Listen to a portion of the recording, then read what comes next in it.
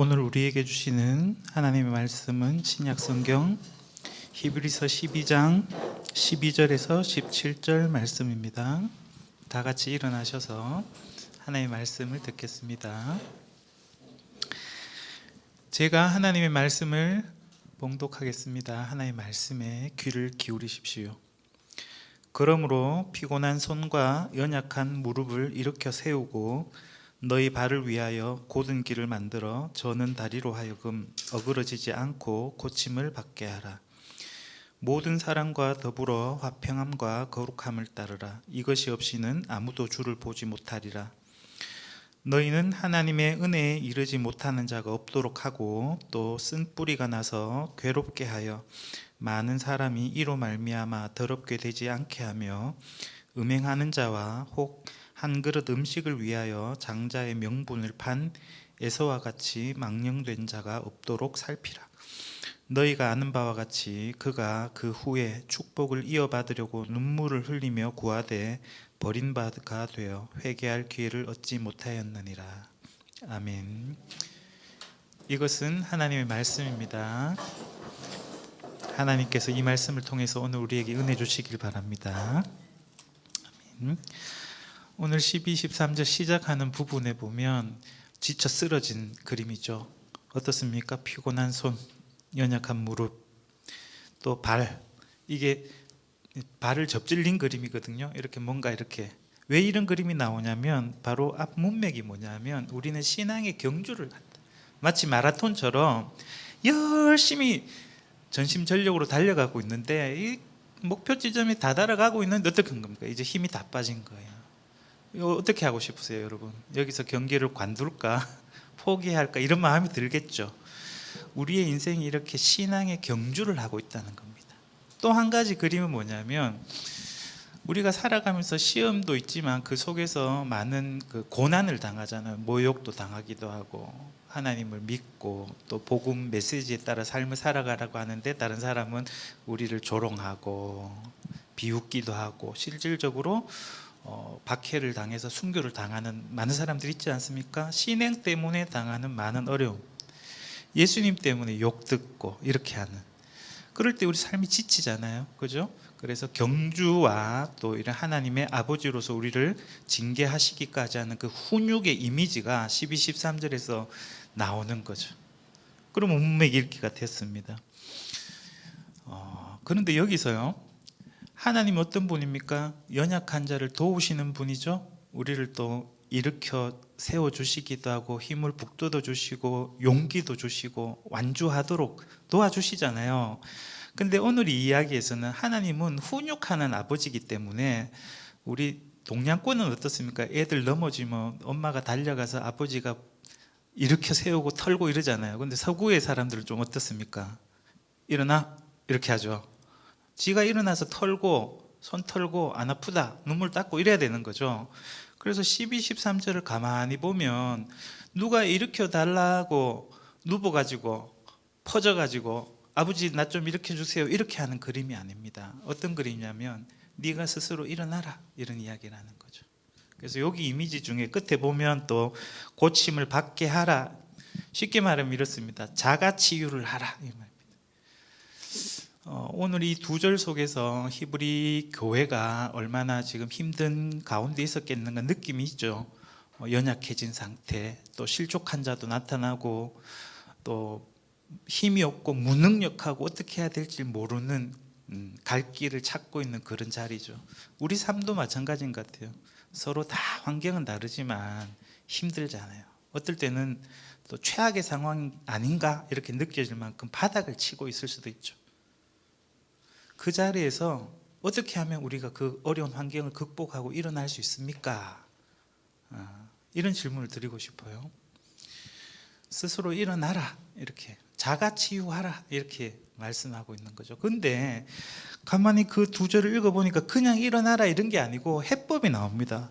우리 삶이 엉망진창이 돼 있을 수도 있고 하는 일이 잘 안 풀릴 수도 있고 아무튼 예수 믿으면 잘 된다더니 잘 되기는 개뿔, 막 어렵기만 하고 더 꼬이고 막 그렇잖아요. 자, 우리 삶이 지금 이 상태 총체적인 난국일 수도 있고 어떻게 하면 이걸 해결할 수 있는가? 이런 식으로 설교하면 안 되는데 13절에 이런 말입니다. 고든 길을 만들어라. 고든 길을 만드는 것, 그것이 해법입니다. 더 열심히 해라. 네가 노력이 부족해서 그래. 돈을 더 많이 벌어라. 그러면 다 해결될 거야. 이렇게 생각하십니까? 그게 아니고 고든 길을 만들어라. 이 말은 뭐냐면 정신 차리고 생각을 바르게 하고 자세를 바로 잡으라는 겁니다. 손, 무릎, 발 꾸부정하게 자빠져 있지 말고 일어서라. 자세를 바르게 하고 마음을, 생각을 바르게 하는 겁니다. 옳은 생각을 가지고서 살아가는 것, 그게 해법이에요. 삶을 가지런히 만드는 것. 우리가 여기 보면 젖질른 다리가 있고요, 다리를 삐었어. 또 그거를 어그러졌다 이런 표현을 하는데 이걸 다 바로 잡으랍니다.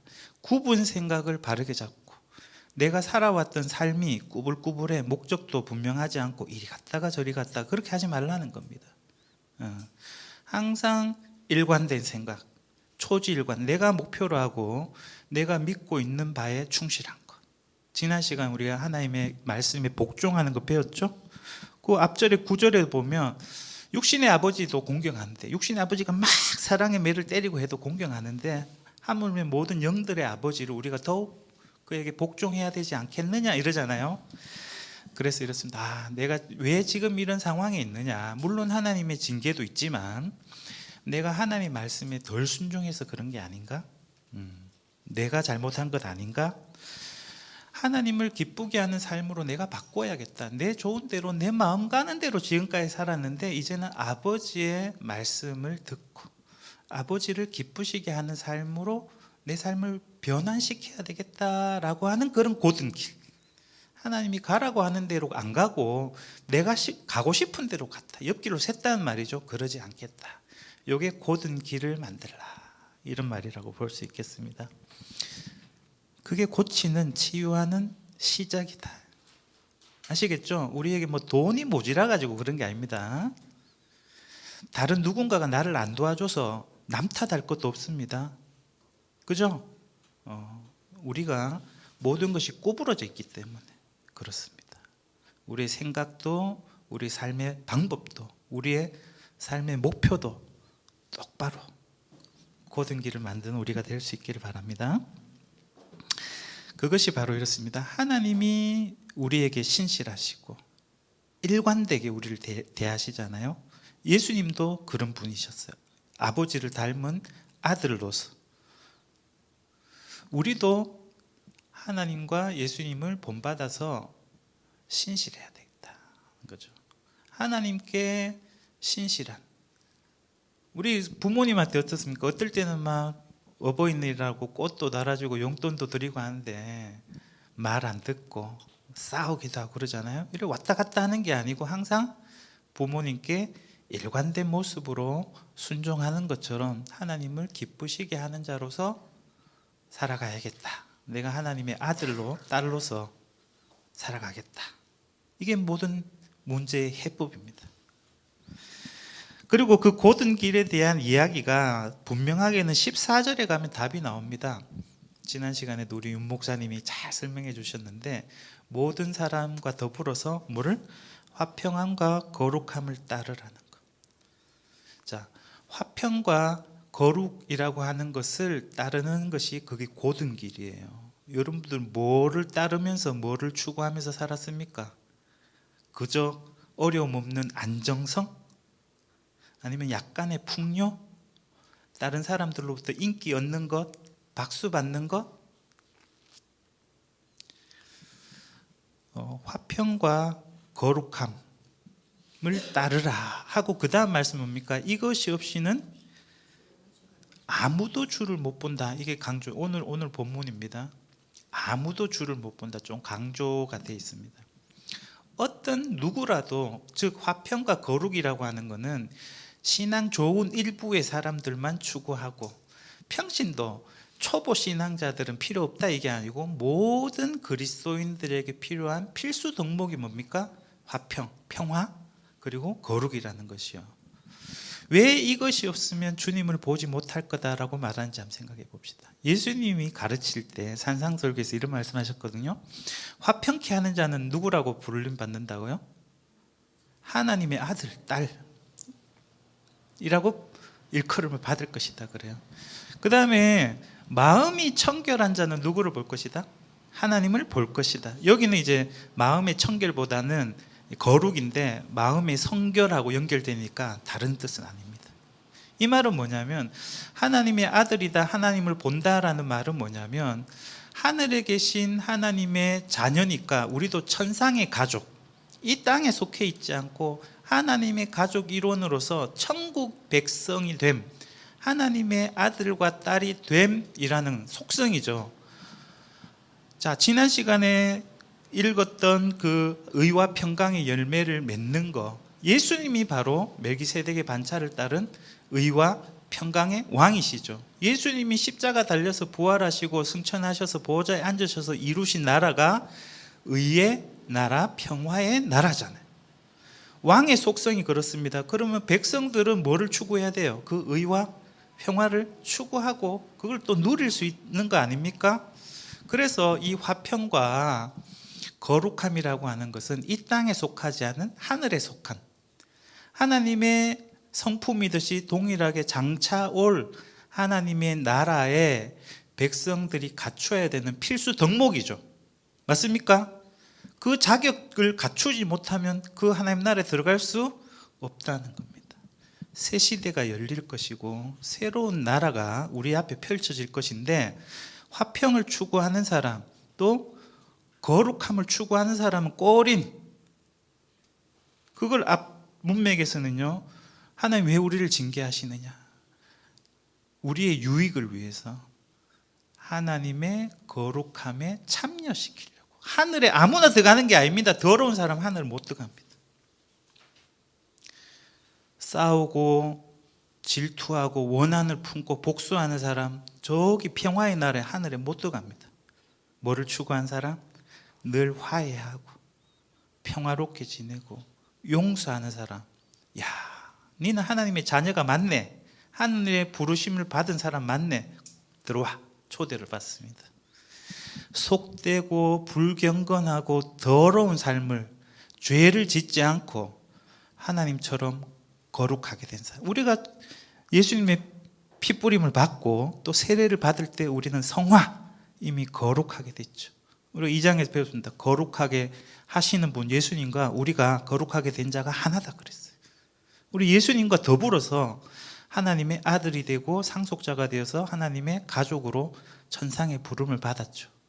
그런데 우리를 죄에서 씻으시고 세상과 구별돼서 거룩한 자로 부르셨는데 그것을 지켜내고 유지하고 또 그 목표를 달성하기 위해서 경건을 추구하지 않는데 하나님께서 우리를 하늘로 받아들일까요? 니 너무 더럽다, 이 거룩한 곳에 못 들어오겠다, 이러지 않겠습니까? 하나님이, 예수님이 의와 평강의 나라를 지으셨고 통치자가 그러한데 우리가 그분을 닮지 못했어요? 참여할 수 있습니까? 못하겠죠. 그래서 화평함을 추구했던 삶, 거룩함을 추구했던 삶, 그것을 보고 우리가 주님을 배울 것이다, 이렇게 말합니다. 오늘 굉장히 중요한 키워드 중에 하나가 주님을 본다. 여기서 주님은 하나님, 예수님 다 됩니다. 우리가 하나님과 예수님을 어떻게 하면 배울 수 있을까? 여러분 삶의 목적이 뭡니까? 히브리서에서 믿음이라는 것은 11장 1절 2절에 잘 나오지만 눈에 보이는 것을 추구하는 게 아니고요, 눈에 보이지 않는 분을 보는 겁니다. 그거는 현실에 지금 여기에 있지 않은 약속된 미래의 것을 보는 사람입니다. 그래서 화평과 거룩을 추구한다는 것은 현실에 진행된 것이긴 하지만 그것이 가능하기 위해서는 보이지 않는 세계, 또 현실보다는 미래의 세계에 대한 관심과 추구, 그것이 우리의 인생의 목표로 설정되어 있을 때야 가능한 겁니다. 우리의 삶은 누구한테 가는 겁니까? 아버지한테, 본향으로 집으로 돌아가는 길입니다. 보이지 않는 하나님을 보는 것처럼 오늘을 살아가는 삶, 이것이 믿음이에요.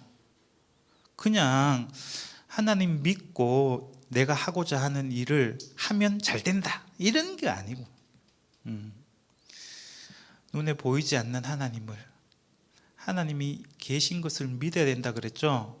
11장 뭡니까? 하나님께 나가는 자가 제일 중요한 우리의 믿음이 하나님이 지금 살아 계신다.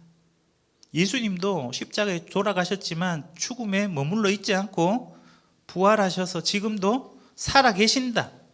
저 천상 하늘 보좌에 앉아서 우리를 지켜보시고 또 우리와 함께 해주시고 이 시간 우리 예배를 받아주신다.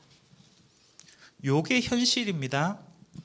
우리 눈에 보이고 또 우리가 손으로 만져지는 것만이 현실이 아닙니다. 하나님이 참된 현실이고 예수님이 진짜예요. 이게 참 실제입니다. 그걸 믿는 사람들이 주일날 우리가 이렇게 나와서 함께 하나님께 예배드리지 않습니까? 자, 주를 보지 못하리라. 이 이야기가 이제 경고가 되어가지고 15절부터 17절까지 이어지는데요. 15절과 16절에 어떤 이야기가 있냐면 우리 가운데 아무도 주를 보지 못하는 일이 없도록 모두가 주님 앞에 보좌 앞에 나가도록 하자. 그걸 다른 말로 어떤 말로 했냐면 하나님의 은혜에 도달하지 못하는 자, 첫째, 하나님 은혜 못 받는 사람이 있을 것이고 또 어떤 사람? 망령된 자, 불경건한 자, 더럽게 된 자, 이런 표현이 있거든요. 그 경고를 우리가 한번 살펴보도록 합시다. 자, 먼저 읽었던 앞에 두 절은요, 12절, 13절은 좀 개인의 문제였습니다. 스스로 일어서라 했잖아요, 그죠? 자기 치유로. 그 다음 이야기는 공동체 이유, 공동체. 14절 이하는 모든 사람과 더불어 이렇게 됐죠. 혼자 개인전이 아니고 여기서는 혼자 뛰는 마라톤 경주이기보다는 단체 경기. 여기 비유는 없지만 축구나 야구할 때 어떻습니까? 팀워크가 중요하죠. 만약에 야구하는데 수비수 한 명이 나는 경기하기 싫다 집에 갈란다 하고 그냥 글러브 땅에 던져버리고 서 있다. 구멍이 엄청 크게 나겠죠. 이기기 쉬울까요? 축구를 하는데 11명이 뛰어야 되는데 한 3명은 열심히 뛰는데 나머지는 털썩 주저앉아 있고 에란 모르겠다 하면서 앉아서 커피 마시고 이렇게 있으면 경기가 됩니까? 안 되죠. 그 오늘 본문 이야기에서 뭐냐면 한 사람이라도 문제를 일으키면 모두가 다 끝난다 이야기입니다. 왜 우리가 자가치료해서 내가 일어서야 되느냐? 내가 넘어져 있으면요 다른 사람한테 영향을 주고 그 사람도 실족한다는 거예요. 아시겠습니까? 오늘 이야기 중요한 건요 개인 구원이 아닙니다. 니는 뭐 나자빠갖고 나태하게 살다가 그냥 지옥 가는지 난 모르겠고 나는 열심히 신앙생활 해갖고 천국 갈란다. 이게 불가능하다는 겁니다. 모두가 함께 구원을 받든지 주님 앞에 서든지 아니면 단체가 다 탈락하든지 그게 아무도 주를 보지 못하라는 뜻입니다. 3장 1절에도 나오죠. 우리가 함께 하늘의 부르심을 받았죠. 함께 구원받는 겁니다. 함께. 그래서 3, 4장에서 뭡니까? 모세의 지도력 아래서 이스라엘 백성들이 모두가 구원받든가 모두가 심판을 받든가 하는데 몽땅 다 죽었다는 거예요. 1세대가. 그죠?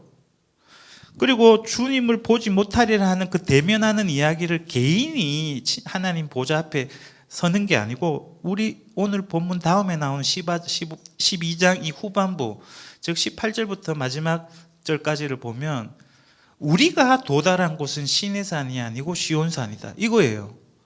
우리는 한 배를 탔어요. 배가 뒤집어질 수도 있어요. 침몰할 수도 있어요. 같이 죽거나 같이 살거나 하는 겁니다. 아시겠어요?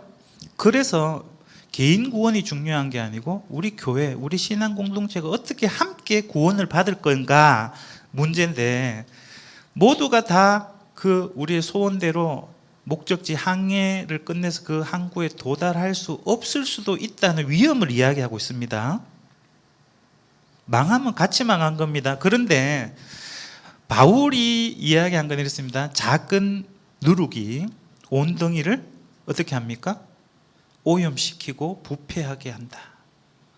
한 사람이 죄를 지으면 공동체가 무너지고 배에 구멍이 나가 침몰한다는 이야기를 바울은 그런 식으로 하거든요. 오늘 이야기도 그렇습니다.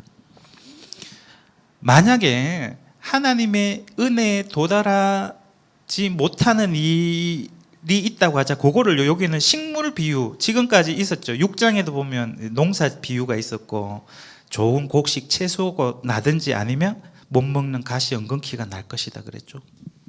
그리고 우리 읽은 안문맥에서는 의와 평강의 열매를 맺는 이야기 나왔잖아요. 그죠? 그래서 쓴 뿌리가 나오는 겁니다. 뿌리가 쓰면 어떻게 됩니까? 쓴 열매가 나겠죠. 독초를 이야기합니다. 이 중에 예수님의 말씀을 듣고 자라다가 어떤 사람은 좋은 결실을 맺을 수 있겠죠. 그런데 어떤 사람은 예수님 비유대로라면 가시덤불과 같아가지고 못 먹는 거 막 난다는 거예요. 그죠? 쓴 뿌리가 난다는 거는 구약에서 어떤 의미냐면요, 이미 마음이 하나님께로부터 떠난 자라고 합니다. 신앙생활만 나 지쳤다. 교회는 몸으로 그냥 왔다 갔다 하고 하나님도 있을지 없을지도 잘 모르겠고 그냥 나 편하면 좋다. 뭐 이런 상태 아시겠습니까? 그게 쓴뿌리가 나는 겁니다. 그것이 쓴뿌리가 하나 자라면 그런 사람이 한 사람이 있으면 어떻게 된다는 겁니까? 그 다음 이야기는 다른 사람을 괴롭힌대요. 괴롭히는 정도가 아니고 많은 사람들을 더럽힌다. 더럽게 한다. 거룩함이 있어야지, 성결함이 있어야 하나님 뵐 수 있다 그랬잖아요. 더러워지면 갈 수 있습니까? 우리가 하나님께? 못 가죠. 그래서 이렇습니다. 모두가 함께 깨끗해야지 한 명이라도 독초가 나고 다른 사람에게 나쁜 영향을 미치는 그런 위험한 상태에 있다 그러면 우리가 다 같이 망하니까 그런 사람이 없도록 어떻게 하자는 겁니까? 서로 돌보라는 겁니다. 나쁘게 말하면 감시하고 좋게 말하면 관심 좀 가져라 이 말입니다. 믿음이 흔들리는 사람이 없는지, 앞에서 이야기한 것처럼 지쳤다고 피곤하다고 낙심돼갖고 쓰러져 있는데 이제 교회 안 갈란다. 가만히 버려두지 말라는 겁니다. 돌이키게 하도록 붙잡아 주라는 이야기죠. 히브리서가 어떤 맥락에서 쓰였냐면 한때 시련이 왔을 때 믿음을 잘 지켜낸 공동체였어요. 그런데 12장 문맥은 뭐냐면 그보다 더 큰 것이 오고 있다. 더 큰 박해가 예감되는 시점이 있습니다. 그것을 앞두고서 모이기를 피하는 자가 있다 그랬죠. 우리 그냥 몸 조심하자. 우리 모였다간 다 같이 죽으니까 잠시 공동예배 쉬면 어떻겠노? 마치 코로나 때 우리가 그랬던 것처럼 각자 가정에서 예배 보자. 그것 때문에 분열이 나고 공동체가 큰 위기에 빠진 적이 있었거든요. 그겁니다.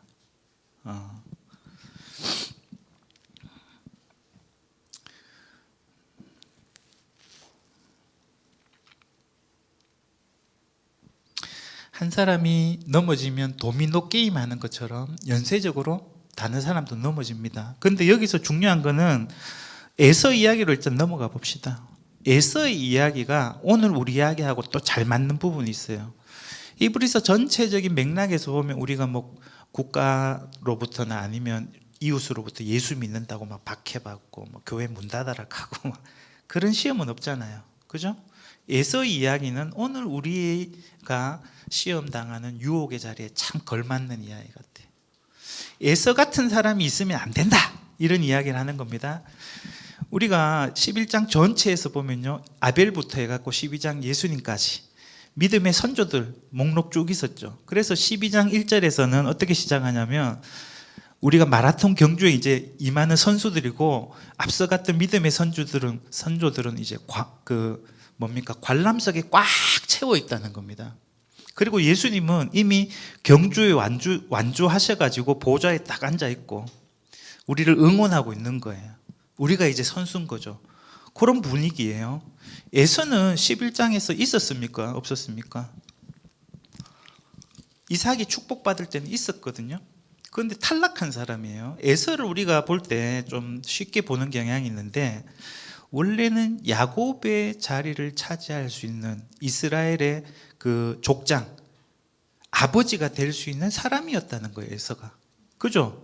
이미 탈락해서는 우리 뭐 했으니까 우리는 에이 뭐 에서 뭐 아무것도 아니지 이렇게 생각할지 모르겠지만 진짜 중요한 사람이었죠. 근데 그 사람은 어떻게 됐습니까? 오늘 이야기처럼 여기 보면 음행하는 자와 한 그릇 음식을 위해서 장자의 명분을 팔았다는 그 이야기하고 연결되거든요. 자, 오늘 핵심적으로 이야기했던 거는 우리가 보이지 않는 것, 또 미래의 것, 하늘의 것을 상속받는 자들로 하나님의 아들, 딸이라고 하는 장자권. 에서는요, 아직까지는 성인이 되기, 아버지로부터 유산을 받기 전이죠. 그래서 그 장자권을 상속하는 건 미래의 것이었습니다. 그에게는. 맞습니까? 그리고 불완전한 것이, 확실하지 않은 것이었어요. 그런데 자기에게 지금 확실한 건 내가 지금 배고프다는 것, 그리고 앞에 여기 보글보글 끓고 있는 붉은 팥죽이 있다는 것, 떡 한 조각 먹으면 지금 내 마음이 편해질 것이라는 것. 어떻게 했습니까? 그걸 바꿔치기 한 거예요.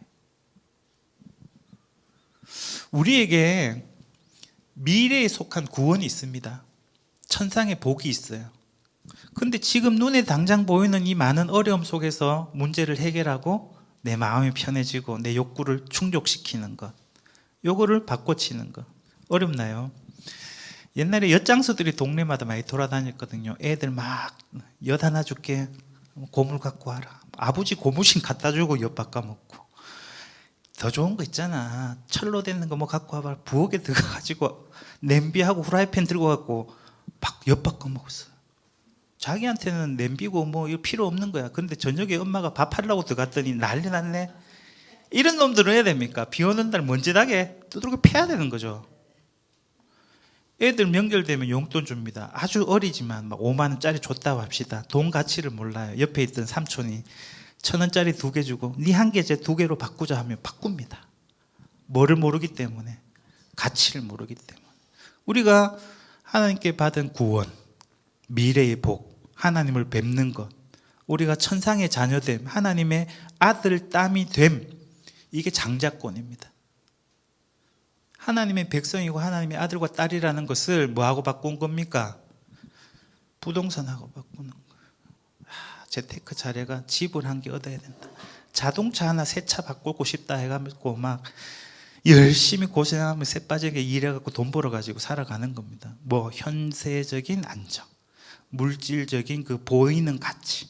그래서 이 에서 이야기하고 대조해서 읽어야 될 사람이 누구냐면 모세의 이야기예요. 11장 25절과 26절에 보면 그 대비가 잘 나옵니다. 모세는요, 에서처럼 죄의 향락, 현실에서 즐거움을 누리는 것을 포기하고 그보다 뭐를 선택했습니까? 하나님의 백성과 함께, 하나님의 백성, 총회에 속하는 것, 자신의 정체성을 잃지 않는 것. 그래서 그걸 함께 박해를 받고 학대를 받지만 애굽의 왕자, 하나님 나라가 아니죠, 그죠? 애굽의 그 보화, 애굽의 창거 가득한 것, 이것을 포기했다는 거예요. 에서 같았으면 어떻겠습니까? 이야, 애굽의 모든 것을 내가 가지기 위해서 왕자 수업 잘 받아가지고 내가 바로가 돼야겠다, 이러지 않았겠습니까? 모세는 그것을 포기했다는 겁니다. 그리스도를 위해서 순환받기를 선택했다는 말은 뭐를 이야기하냐면 앞으로 주어질 영원한 보상을 받기 위해서 고난을 참았다는 겁니다. 그것을 뭐라고 하냐면 히브리서는 이렇게 말합니다. 더 큰 재물을 선택했다. 여러분, 부자 되고 싶죠? 로또를 받았는데 옆에서 로또 당첨된 용지 내한테 주면 내 지금 당장 니한테 1,000만 원 줄게. 누가 바꿉니까? 아무도 안 바꿔요. 10억짜리 로또가 있는데 1,000만 원짜리 눈에 갖다 대주고 바꾸자 하면 바꾸는 사람이 있습니까? 모르겠어요. 그런 바보가 있을지도 모르겠죠. 그런데 우리는 장자권, 하나님의 자녀됨이라고 하는 영원한 구원을 상속받을 수 있는 그런 자격을 부름받았는데 아직 상속 되진 않았습니다. 약속을 받은 겁니다. 맹세를 받았고. 그런데 이 땅에서 네 부자 되게 해줄게. 재산 많이 줄게. 그걸 비교하는 이야기를 제가 계속했습니다. 엿바꿔치기부터 해갖고 애들 용돈 바꿔치기 하는 거, 그죠? 여러분 들었습니까? 보이지 않는 하나님, 그리고 하나님과 누리게 될 영원한 거룩한 그 세상, 장차올 세상과 지금 좀 편안하게 사는 것, 낙을 누리는 것, 내 마음대로 살아가는 것, 뭐가 더 좋습니까? 그거 바꿔치기 하지 말라는 겁니다. 엿 바꿔 먹어버리는. 근데 한국 교회는 엿 바꿔 먹어도 된다라고 가르치는 경향이 있죠. 근데 엿 바꿔 먹어보면 그 로또 용지는 없어지는 겁니다. 우리가 하나님의 자녀 된다라고 하는 그 천상의 복을 현세의 물질로 교환하고 엿 바꿔치기 한 사람에게 구원은 다시 없다는 이야기합니다. 그래서 에서는요, 어떤 사람입니까? 그 후에 축복을 받으려고 했을 때 이미 모든 것을 팔아넘겼기 때문에 네 거는 없다 해가지고 어떻게 했다는 거야? 울고불고 난리 부렸다는 거예요. 예수님도 그런 이야기 했습니다. 우리 마지막에 쫓겨나갖고 이를 갈면 우는 사람이 되겠습니까? 지난 시간에 했죠. 예수님이 십자가의 수치를 참으신 것처럼 지금 이 땅에서 눈물을 흘리고 고통스럽죠. 그렇지만 앞에 있는 기쁨과 즐거움을 뺏길 수 없기 때문에 현실에서 그런 수모를, 고난을 견디는 거죠. 에서는 지금 기쁘고 지금 즐거운 것, 지금 향락을 누리는 것이 좋아서 나중에 결국 눈물을 흘리는 사람이 됐다는 겁니다. 회개할 기회를 다시 얻지 못했다는 겁니다. 자, 이렇게 히브리 공동체처럼 우리도 유혹과 시험 가운데 노출되어 있다, 이렇게 보이죠. 12장 2절을 우리가 다시 한번 볼 텐데요. 믿음의 주요 또 온전하게 하신 예수를 바라보자. 그는 그 앞에 있는 기쁨을 위하여 십자가를 참으사 부끄러움을 개의치 아니하시더니 하나님 보좌 우편에 앉으셨다. 자, 예수님도 그 앞에 있는 기쁨, 요게요, 앞에 있다는 의미를 오늘 말씀에 따라 보이지 않는 것, 미래에 속한 것. 지금은 예수님 십자가에 달려가지고 어떻게 수치를 당하거든요. 고통을 당하지만 예수님 그걸 개의치 않았다. 이 자세 잘 들어보세요. 현실에서 당하는 복음 때문에 하나님 나라를 위해서 우리의 신앙을 지킬 때 당하는 일들, 그걸 어떻게 하라고요? 개의치 말아라는 겁니다. 특히 3절에도 보면 그 이야기를 우리에게 접목시키는데요. 너희가 피곤하여 낙심하지 않기 위하여 죄인들이 이같이 자기의 거역한 일을 참으신 일을 생각해라. 예수님은 죄인들의 행위, 자신에 대한 거역을 참으셨죠. 그리스도인도 마찬가지입니다. 죄인들이 우리 같이 죄 짓자, 이렇게. 네 혼자 잘났나? 네 혼자 선하냐? 좀 같이 하면 안 되나? 하면서 나쁜 짓 같이 하자고 하는 것처럼 죄의 유혹을 물리치고 개의치 않는 거예요. 그러나 그들에게 예수님이 복수하지 않고 용서해 주신 것처럼 곧은 길을 만들라 그랬죠. 그거는 바로 이거라는 걸 알 수 있습니다. 죄를 피하는 거구나. 그리고 죄인들의 유혹에 넘어가지 않는 것이구나. 현세적인 즐거움을 위해서 천상의 복을 바꿔치기 하자는 그런 것에 넘어가지 않는 것이구나. 이런 걸 알 수가 있죠. 예수님이 그렇게 하신 게 오늘 이야기하고 연결시켜 보겠습니다. 예수님은 어떤 왕이라 그랬죠? 의와 평강의 왕이죠. 의로운 왕이기 때문에 죄인과 협잡하지 않으시죠. 예수님 죄가 없는 분이고 죄를 짓지 않기 위해서 죽으신 분이에요. 그죠? 의를 이루시는 분이죠. 또 평화의 왕이시기 때문에 어떻습니까? 복수를 하는 게 아니죠. 그죠? 수치를 당할 뿐이지만 개의치 않고 그것을 어떻게 했다? 참으셨죠. 십자가에서조차 평화를 추구하셨죠. 그 십자가 때문에 의와 평강의 나라가 이룩되고 예수님이 보좌에 올라가셔서 의와 평강의 왕이 되신 거예요. 그거를 우리가 의와 평강의 열매를 맺는다는 의미가 예수님이 십자가 고통당하신 것처럼 하나님이 우리를 연단하시고 훈육하시는 이유, 목표가 그렇다는 겁니다. 그러면 그 하나님의 거룩하심에 참여하게 될 것이고 우리도 의와 평강의 열매를 맺겠다는 겁니다. 그죠? 우리가 신앙생활을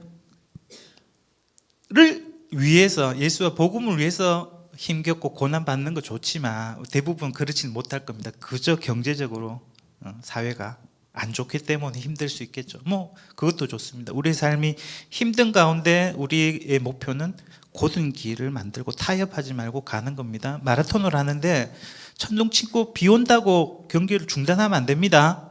그냥 꿋꿋하게 비 맞으면서 돌풍 속을 뚫고 목표지를 가는 겁니다. 그거였죠. 그리고 쓴뿌리가 나가지고 공동체가 와해되기도 하고 분열되기도 하는 상황에서 이 누룩을 덜어내듯이 이 공동체가 전부 다 좌초가 되고 흘러 떠내려가고 구원에 이르지 못하고 하나님 뵙지 못할 위기에 처해 있을 때 해법이 뭐냐? 그겁니다. 화평함과 거룩함을 따르는 것.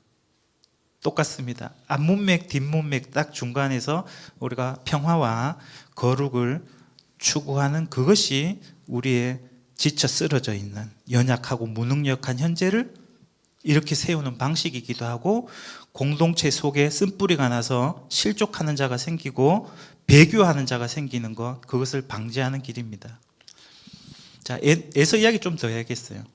그게 왜 오늘 우리 이야기가 에서 이야기하고 통하느냐? 히브리서가 강조하는 것은 배교하지 말라는 거거든요. 배교하면 다시 돌아오지 못한다는 겁니다. 근데 우리 마음속에는 어떤 게 있냐면요, 이런 마음이 있어요. 다시 돌아올 수 있는 길이 있을 거다. 언젠가는 내가 돌아올 수 있는 길이 있을 거다라고 생각하고 다른 길을 간다는 겁니다. 근데 히브리서는 그렇게 마음 먹지 마라. 다시는 못 돌아온다는 거예요. 지금 이 가는 길에서 발걸음을 옆으로 빼는 순간 너는 끝나는 거야. 그렇게 생각해. 이렇게 겁주는 거예요. 난 언젠가 다시 이 길에 돌아와서 하나님께 나가겠다. 곧은 길을 갈 수 있을 거라 생각하죠. 한번 삐뚤어진 길을 나가기 시작하면 회생 불가다. 이런 이야기를 하는 거예요. 그러면 에서가 도대체 뭘 얼마나 잘못했느냐? 다시 어떻게 하는 것? 천상의 보석을 이 땅의 지상의 물질적인 가치와 쾌락과 자신의 이기적인 추구를 위해서 몇 바퀴치기 한 거. 그게 뭐라고요? 배고입니다. 어렵죠? 쉽게 합시다. 출애굽기 32장에 보면 우상숭배가 나오는데요. 우상숭배는 뭐냐면요, 보이지 않는 하나님을 보이는 것으로 대체시키는 것, 바꿔 먹는 것을 뭐라고 해요? 우상숭배라고 합니다. 우리가 주님을, 보이지 않는 주님을 바라보고 또 미래의 그분을 뵐 것을 지켜나가는 신앙생활, 뭐로 바꾸는 거? 현세적인 즐거움, 보이는 가치로 바꾸어 먹은 것. 그게 뭡니까? 배교가 아니면 뭡니까? 그래서 에서가 배교자의 대표. 우리가 절대 본받아서는 안 될 모델로 우리에게 제시되고 있다는 겁니다. 이 말은 이렇습니다. 교회 안에 자기밖에 모르는 사람이 있어요. 자신의 물질적인 그 이해 손실과 관련해서 누군가가 내한테 손에 조금만 끼치면 같은 형제 자매라 해도 막 짜증나고 미워하고 자기밖에 모르는 사람이 있죠. 이 사람이 쓴뿌리입니다. 하늘의 가치, 보이지 않는 하나님의 말씀에 순종하면서 형제 사랑하기를 계속하고, 뭐 돈이 조금 더 잘 되면 어떻게 합니까? 형제 챙겨주고 연약한 자 도와주고, 그렇죠? 동정하는 마음, 갇힌 자, 나도 몸을 가졌으니까 이렇게 돌보는 거. 이렇게 하지 못하고 자신의 현세적인 안정을 위해서 재물을 추구할 뿐 아니라 재물을 축적하고 남을 돌보지 않는 그런 사람이 있어요. 올 때 명품 옷을 막 치장해 갖고 오진 않지만 그런 걸로 다른 사람한테 의시되고 경쟁심을 불러일으키는 사람, 다른 사람 실족시키는 겁니다. 그렇지 않겠습니까? 저 사람은 돈밖에 모르고 살아간다. 이 공동체를 와해시키는 겁니다. 공동체 침몰하게 됩니다. 모두가 한 마음으로 어떻게 하늘을, 본향을 꿈꾸면서 현세에서 당하는 많은 어려움에도 불구하고 믿음을 끝까지 지켜내자 하면서 서로 격려하고 붙들어주고 하면 모두가 함께 거룩하신 하나님을 뵙게 될 것입니다. 하나님을 보이는 물질로 바꿔치기해서 하나님을 섬기지 않고 돈을 사랑하는 사람. 그래서 오늘 이야기가 13장에 한 번 더 나와요. 침소를 더럽히는 것. 돈을 사랑하지 말라고 하는 것. 그게 히브리 수신자들에게도 굉장히 중요한 유혹이었거든요. 자족하고 하나님이 너희를 버리고 떠나지 않는다고 하니까 하나님 내 편이니까 돈 그까짓 거 아무것도 아니야 이렇게 하는 거죠. 그래서 오늘 에서 이야기하고 모세 이야기를 조금 대비해 본 것은 이렇습니다. 우리가 너무 이 천상의 복, 미래적인 것, 구원 여기에 대해서 너무 무관심하다. 우리는 너무 보이는 것과 만져지는 것, 지금 당장 이 충족되는 거. 에서는 뭡니까? 지금 배고픈 것을 당장 구체적으로 해결하는 데 관심이 있었다는 겁니다. 그런데 어떻습니까? 믿음이라는 건 보이지도 않아요. 만져지지도 않아요. 멀리 있는 것 같아요. 그런데 11장에 나오는 믿음의 선조들 뿐 아니라 예수님도 그것을 마치 어떻게 해요? 만져지는 것처럼 보이는 것처럼 살았다는 겁니다. 그래서 11장 29절에 가보면 모세는요, 지금 살아있는 권력인 바로의 명령을 거부하는 것, 이런 걸 아무렇지도 않게 여겼어요. 왜? 보이지 않는 분을 보이는 것처럼 여겼기 때문에. 여러분, 하나님이 계신다라고 하는 하나님의 존재, 하나님의 임재에 대한 의식을 강하게 가진 사람은 내 혼자 있어도 어디를 가도 하나님 때문에 못하는 일이 너무 많겠죠? 맞습니까? 보이지 않는 것을 보이는 것처럼 여기면서 살아가는 것. 이게 에서와 같이 되지 않는 방법. 우상 숭배자가 되지 않는 방법. 천상의 복, 장자권을 지금 죽 한 그릇에 바꿔치지 않는 법입니다.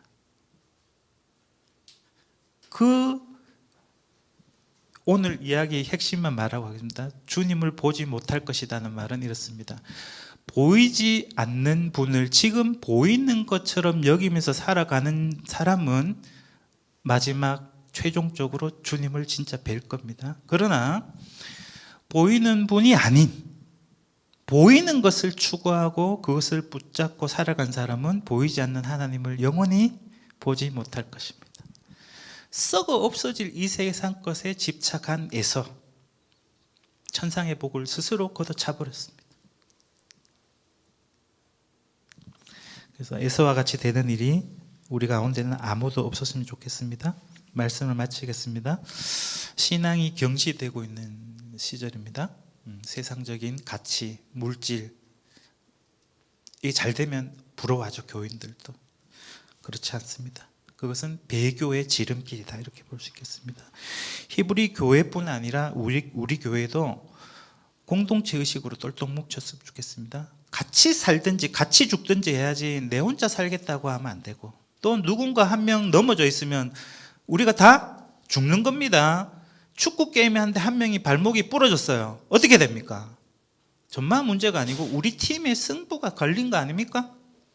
실족 환자가 없는지. 그래서 오늘 이야기는요, 15, 16절을 보면 없도록, 않도록, 없도록 해라. 단 하나의 예외 상황도 생기지 않도록 에서같이 되는 놈 없도록 눈에 불을 켜고 돌보라는 겁니다. 에서를 양산하는 교회입니다. 한국교회 많은 교회들이. 알겠습니까? 에서 같은 사람이 한 명 나오면, 신앙의 릴레이 11장에서 에서가 없었죠. 분명히 하셔야 됩니다. 에서 같은 놈이 나오면 우리 모두가 다 같이 에서가 되는 겁니다. 그래서 어떤 의미로 이런 느낌도 있어요. 여기서 에서를 이야기하는 것은 에서는 지도자지 않습니까? 그리고 13장에 가보면 말씀을 인도해 주던 자들 결말을 주의하고 보라는 말은, 물론 믿음을 지켜서 순교한 훌륭한 성공한 지도자도 있었지만 어쩌면 박해를 피해서 물질적인 안녕을 추구했던 타락한 지도자의 결말도 있었을지 않을까 이런 생각이 들어요. 그래서 한국 교회가 에서 목사님들 때문에 망했습니다. 사회생활 해봤을 때 대부분 돈벌이를 처음에 어디서 하는 겁니까? 교회에서 하기 때문에 월급 받으니까 좋거든. 아니 대기업 다니는 사람도 있고 자영업자도 있고 연봉 1억쯤 되는데 와 나는 그 반밖에 안 되노. 목사들이 갑자기 이 마음이 어떻게 됩니까? 양심이 둔화되고 이러면 내가 너희들보다 못 살아가 되겠나? 월급 이거 갖고 못 산다 하면서 에서처럼 뭐 월급이야 그렇다 칩시다. 목사들이 요즘요 그냥 조용히 나간 사람이 아무도 없습니다. 뭐 내놔라 합니까? 아니 세상에서도 퇴직금 주죠. 근데 비교가 안 돼요. 교회 목사님들 퇴직금이 얼마나 큰지 모르는, 집도 줘야 되고 퇴직금도 억 단위로 주고, 안 그러면 안닥안닥 하고 들어눕고 있고 하거든요. 에서의 모습 아닙니까? 자신이 하나님의 자녀가 되었고 많은 사람들을 하나님께로 인도하는 이 거룩한 직분을 가진 게 얼마나 복된 것입니까? 그걸 뭐로 바꿔치게 한 거예요? 돈으로 바꿔내놔라는 거예요. 그래서 한국 교회가 여기까지 온 겁니다. 그래서 에서와 같이 망령된 자, 불경한 자가 우리 가운데 아무도 없도록 항상 화평함과 거룩함을 따르는, 그래서 내가 하나님의 아들이 되고 딸이 되었다는 그 장자권을 가장 소중한 것으로 여기고, 그것을 엿바꿔치기 하지 마십시오. 이 땅에 있는 가치와 바꾸지 마시고 참으세요. 언제? 앞에 있는 즐거움을 위해서 지금 어려움을 겪고 고난받는 걸 개의치 않는 사람, 보이지 않는 것을 보기 때문에, 하늘이 보이기 때문에, 저 먼 미래가 아니고 그것이 곧 오늘의 일이 될 것이라고 우리가 굳게 믿기 때문에 길을 곧게 갈 수 있고 넘어져 있는 우리가 다시 일어설 수 있는 것입니다.